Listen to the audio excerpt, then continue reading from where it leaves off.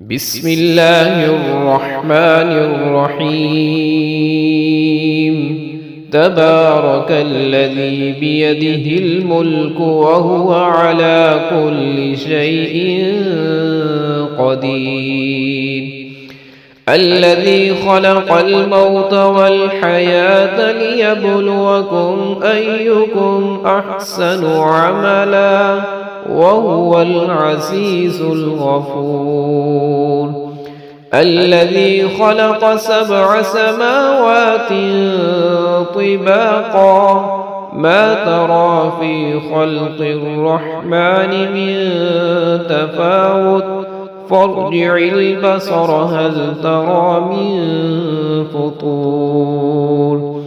ثم ارجع البصر كرتين ينقلب إليك البصر خاسئا وهو حسير ولقد زينا السماء الدنيا بمصابيح وجعلناها رجوما للشياطين وأعتدنا لهم عذاب السعير وللذين كفروا بربهم عذاب جهنم وبئس المصير إذا ألقوا فيها سمعوا لها شهيقا وهي تفور تكاد تميز من الغيظ كلما ألقي فيها فوج سألهم خزنتها ألم يأتكم نذير قالوا بلى قد جاءنا نذير فكذبنا وقلنا ما نزل الله من شيء إن أنتم إلا في ضلال كبير وقالوا لو كنا نسمع أو نعقل ما كنا في أصحاب السعير فاعترفوا بذنبهم فسحقا لأصحاب السعير إن الذين يخشون ربهم بالغيب لهم مغفرة وأجر كبير وأسروا قولكم أو اجهروا به إنه عليم بذات الصدور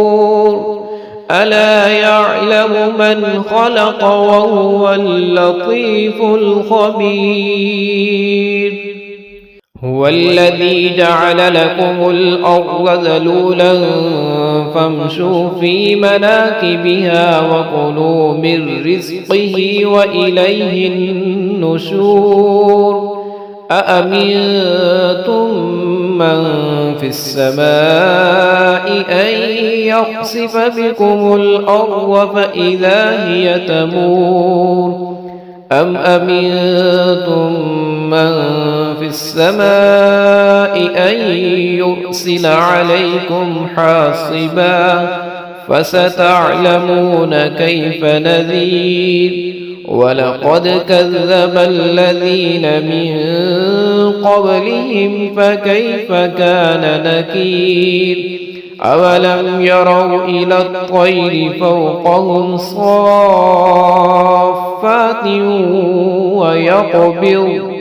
ما يمسكهن إلا الرحمن إنه بكل شيء بصير أمن هذا الذي هو جند لكم ينصركم من دون الرحمن إن الكافرون إلا في غرور أمن هذا الذي يرزقكم إن أمسك رزقه بل لجوا في عتو ونفور أفمن يمشي مكبا على وجهه أهدى أمن يمشي سويا على صراط مستقيم قل هو الذي أنشأكم وجعل لكم السمع والأبصار والأفئدة قليلا ما تشكرون قل هو الذي ذرأكم في الأرض وإليه تحشرون ويقولون متى هذا الوعد إن كنتم صادقين قل إنما العلم عند الله وإنما أنا نذير مبين فلما رأوه زلفة سيئت وجوه الذين كفروا وقيل هذا الذي كنتم به تدعون قل أرأيتم إن أهلكني الله ومن معي أو رحمنا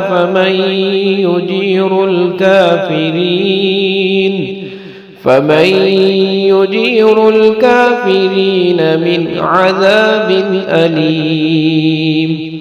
قل هو الرحمن آمنا به وعليه توكلنا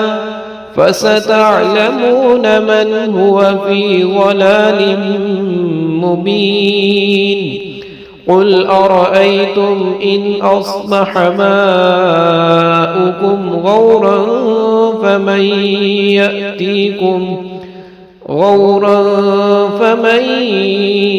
يأتيكم بماء